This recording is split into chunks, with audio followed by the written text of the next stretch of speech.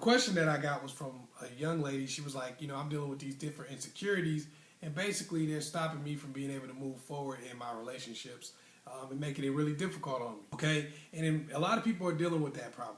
A lot of people have things that we're dealing with from whether it be high school or things we're dealing with in our lives, that kind of breed these insecurities and these things that we feel about ourselves, and we often find ourselves projecting them on other people. It's like, if you think you're fat, you got some other people be like, oh, you think I'm fat. That's why you start projecting that stuff on other people a lot of times because it's how you feel about yourself. If you don't feel you're very smart, oh, you just think you're so much smarter than me. Have you ever met somebody like that? Like maybe they dropped out of high school or something like that. They just really kind of insecure about their intelligence. Not necessarily even that they're dumb, but just they think other people think they're dumb. So they kind of start saying stuff like that and getting mad all the time. So sometimes these insecurities that we carry with us throughout our lives will cause us to, act a certain way and push people away. So here are 4 steps that you can use to help eliminate your insecurities. Number 1 is do an evaluation.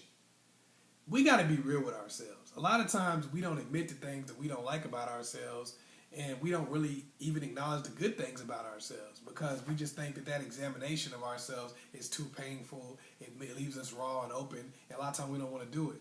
But you got to do that because you can't deal with things until you have evaluated yourself. You can't deal with things until you know that they exist.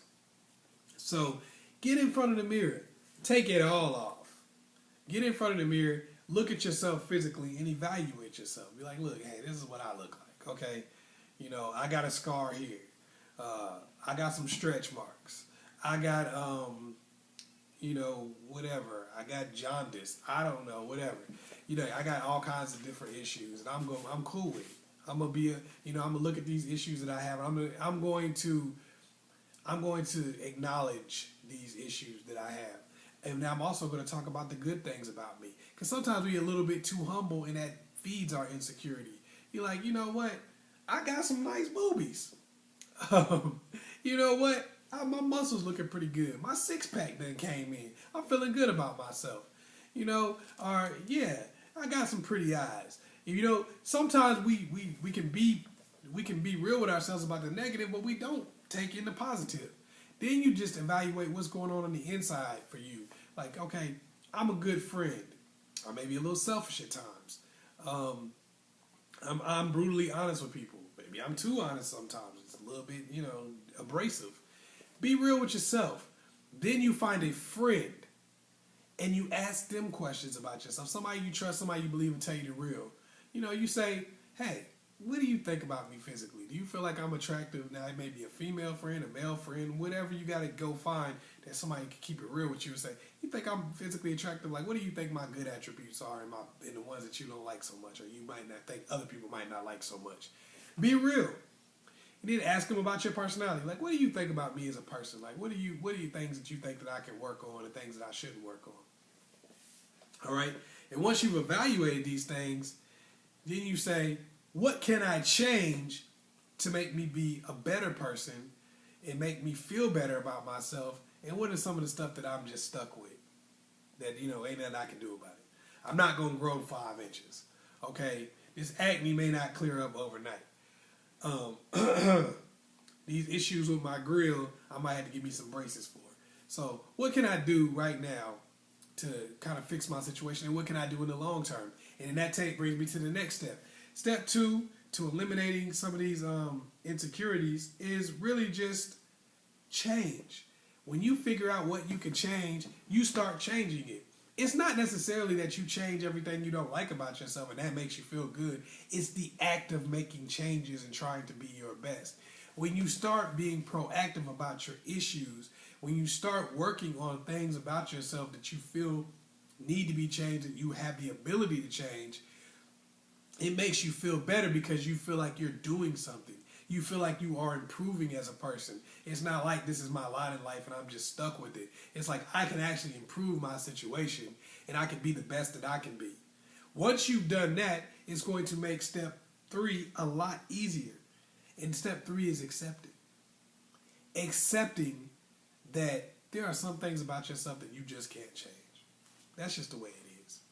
Some things about yourself you may not be able to change. You may not be able to change the fact that you come from a family full of alcoholics.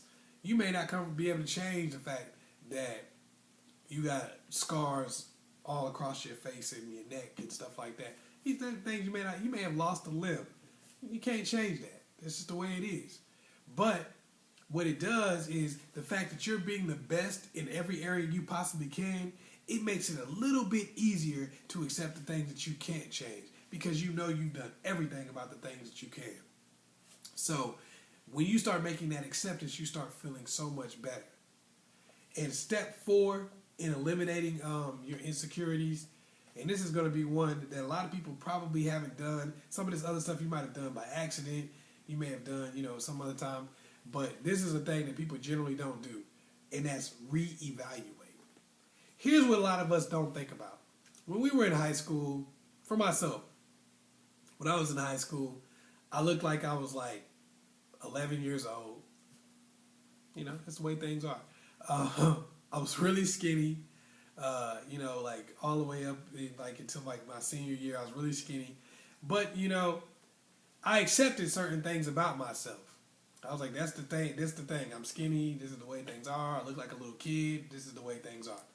And then, as some of those things changed, and as some of those things I grew to accept, guess what happens? We get older, and more things come along. Once we accept a lot of the bad things about ourselves, we start getting more things that come along. It's like, I accepted the fact that I'm skinny, now I'm fat.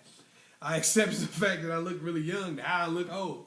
I accepted the fact that I was broke back in the day, now I got a bunch of kids. I accepted the fact that that my family was crackheads, now I used to be a crackhead. I gotta accept this crap. So we have to keep reevaluating ourselves and keep going through these steps over and over again because things change. Pretty soon, the things that you've accepted in your life may not even exist anymore. You may have accepted the fact that you had acne back when you were in college and you don't even have that anymore. But now, you got really yellow teeth, or now you've lost some limbs or something like that. Now these are new things you have to reevaluate and you have to learn to accept, and you have to learn to see what you can change about yourself that's recently happened. If you don't keep doing it, then it's not like your self-esteem stays the same all the time. It's not like how you feel about yourself is going to stay the same all the time. Like, oh, I've checked all of these things about myself. Now I feel good. And you just stick there the rest of your life. It's like, I'm cool with everything. Oh, man, I just lost my job. Now it's something new that you're going to have to process, and you're going to have to reevaluate yourself and work on that. Otherwise, you go into that downhill spiral. This is why a lot of people do that once they get in their 30s, 40s, and a little older, because they start losing things. Things start changing on them, and as they do, it starts making them feel worse about themselves, and they start because they don't know to reevaluate and kind of start that process over. They don't know to do it all again because now they have new things that they have to deal with.